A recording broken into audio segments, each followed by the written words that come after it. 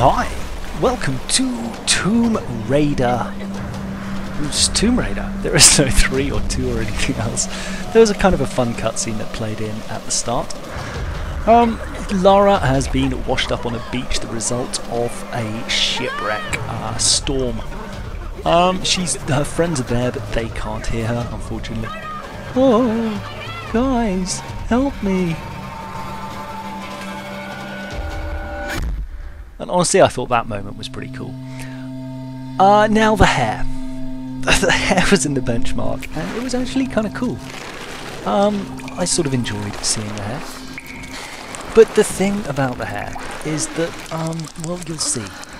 It looks amazing, but it also kind of doesn't. This bit, though, frankly, looks all kinds of awesome. I was really impressed by this. It's almost cartoony, cel-shaded, but then it's not.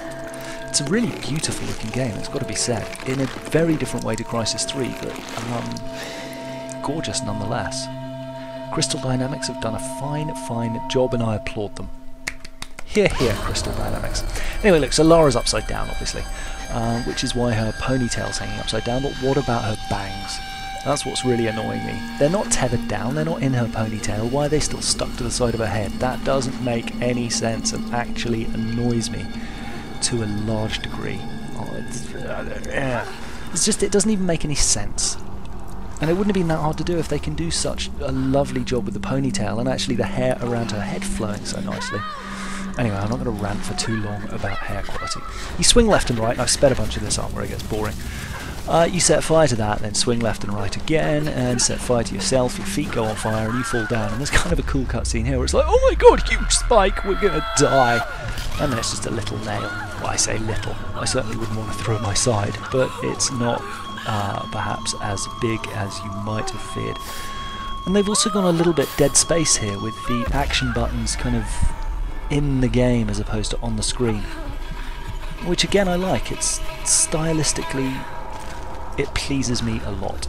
So the first thing I do obviously is turn around and look behind me, and that thing requires a fire. You can see down there, fire required. So I'm like, ooh, that must be a secret early on. They've obviously put that. They always put something like that right near the beginning for you to go back and explore. Oh god.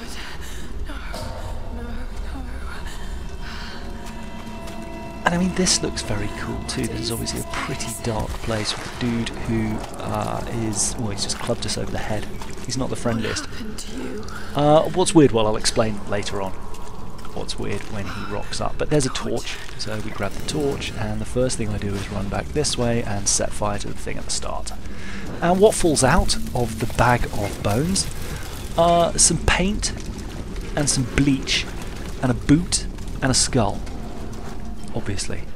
So then I go and light the other one here, and pretty much the same stuff comes out, bleach and a boot and a skull. And then up this way into this sort of new area, you can't set fire to those.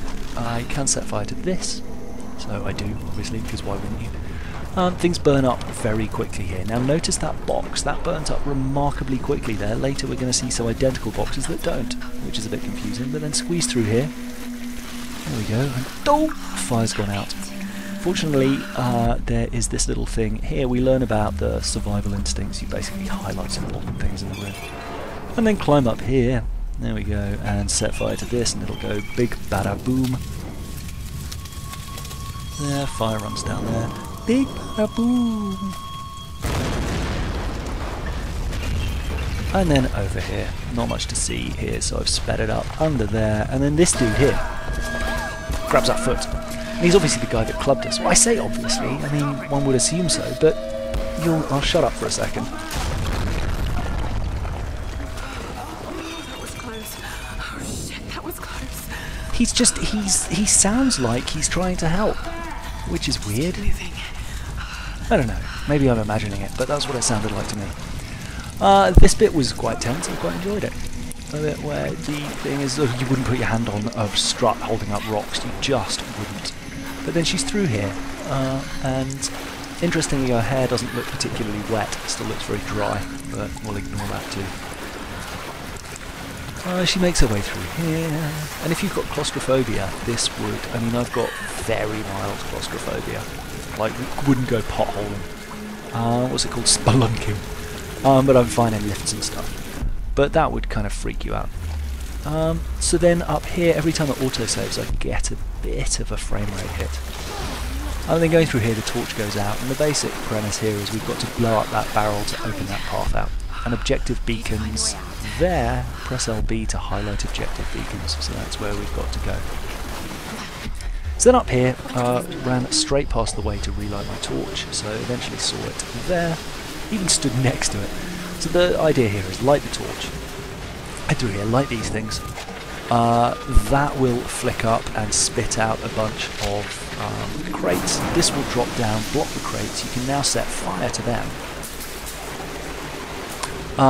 If you just set fire to them before, because they're coming also from the source up at the top, if you set fire to them before they go into the waterfall and go out, you'll see here those crates that burnt out so very, very quickly before, for some reason when they're in the water, of all things, will burn forever and a day. But you can see there, if they just go through the water, they won't work.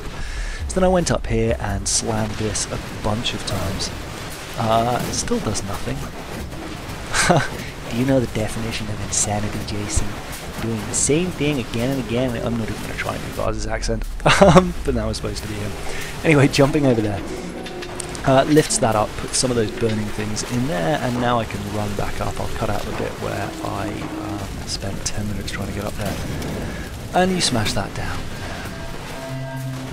And that goes big bada boom again. And then you're on kind of a timer, because apparently that's caused the whole place to collapse. And so you run through here and get 250 of your Earth experience for the pleasure. Then running down here I had a bit of a crash. So I've sliced together a couple of videos which was a bit jittery, but you tell me if you can see where it cut. And then there's some jumping practice here. You can't run off the edge, which is nice, it won't actually let you, so you can run right up to the edge and then jump. And then under here crawling, and then Badman comes back. So wiggle, wiggle, wiggle, kick, kick, kick. And he... Ooh. Face squish. Anyway, through here, that's getting thinner and thinner, and you jump here, and I quite like some of these epic cutscenes, but then it's just a quick time event all the way to the top, which is a bit dull. So rattle the triggers, and then at some point a rock will fall towards you, push the stick appropriately, and then repeat like 2 or 3 times, I forget. But I just sped this up. I'm not into quick time events particularly. I don't find them very exciting. And then you're out! And we've got a colour palette change. And I read a couple of reviews of this, or skimmed them at least, and one of the things they mentioned was the first hour she's going to be making lots of porn star noises. Sure enough, it's true. All she does is pant and grunt and groan and squeal. But I thought this bit was very nice, so let me know what you think.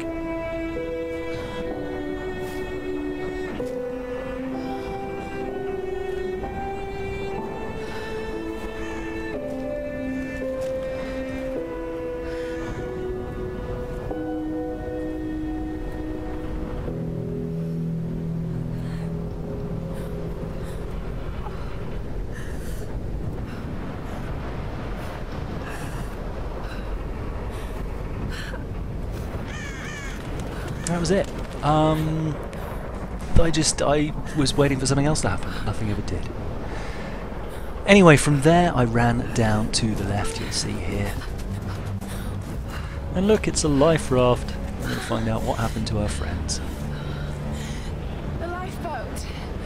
Where are they? They must have gone inland. So then obviously, rather than go and explore, the first thing I decided to do was try and grab onto these things. Quick answer, you can't.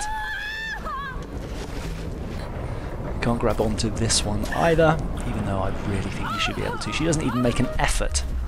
But back heading towards the life rafts, this is quite funny. So she's here, and she's like, oh god, it's going to be dangerous, what am I going to do? Got to be careful, arms out. And it's a little bit tense, to be fair. I quite like the tension they've built up in this. Well, that sort of got ruined when she fell. Because as soon as she fell and didn't fall, it was like, well, you know that it's not going to be difficult now. It would have been nicer if she just kind of teetered all the way across and sort of been swaying. But you basically can't fail. And what was super annoying is as soon as I made it over, I was like, well, can I go back? What happens now? and you turn around and go back, and she just scampers across it like it's the most solid thing in the world. So, whatevs.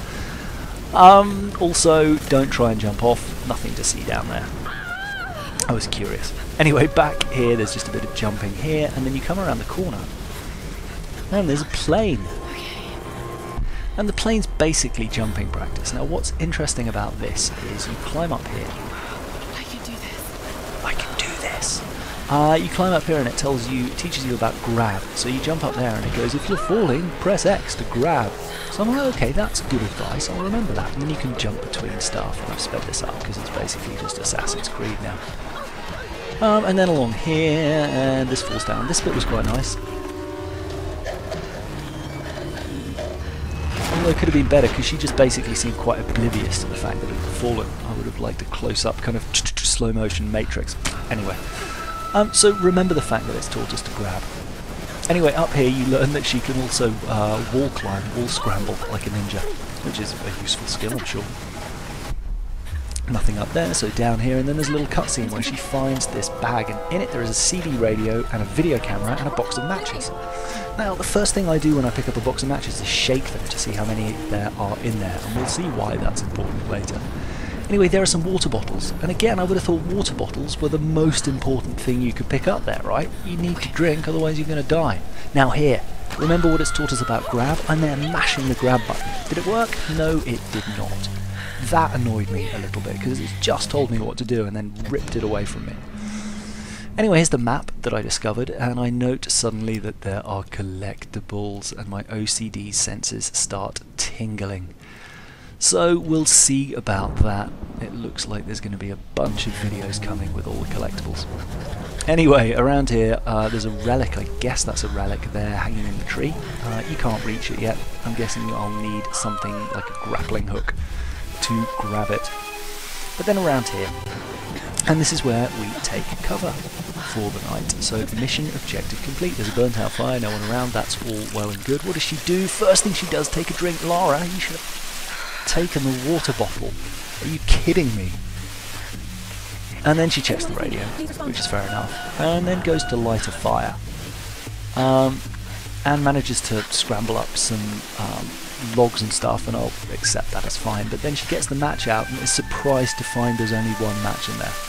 And again, you'd shake a matchbox. You'd know there was one match in there. And then this bit, and I'm sorry, I know I'm ranting at this point, but a match has phosphorus on it so that you can push it towards the fire quickly at the beginning, not hold it slowly so it might go out in the wind. Oh, that annoyed me. Anyway, then she picks up the video camera, and we find out through a pretty protracted cutscene that you're just going to get the highlights of. There's some chick in there who's taking candid footage of the crew. There's big, meaty, bruiser, bouncer dude who's the cook. Lara's having an argument with that guy about where they should go next. Apparently she's uncovered some new research. Everyone says it's a bad idea. Computer dude goes, it's a really bad idea, look at these storms. Grizzly old captain dude goes, no, I'm going to trust this new chick that I've never met before. Let's go into these really dangerous storms. Screw what the computer says, I know these seas. Cut back to Lara feeling very sorry for herself. Poor Lara. Okay, I hope you've enjoyed the videos. I'm sorry I have just been ranting at you. Let me know if you'd rather see an underrated playthrough or more cutscene or whatever. I'll see you in the next video. Lots of love, bye!